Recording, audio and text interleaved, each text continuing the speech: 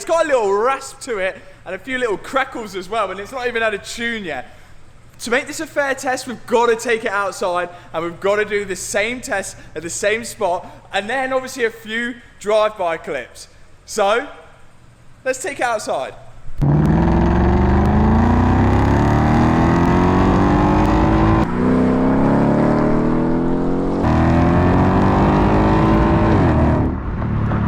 Okay, it is sounding better, don't you agree? I agree. So the final test, has it improved on the decibel reading?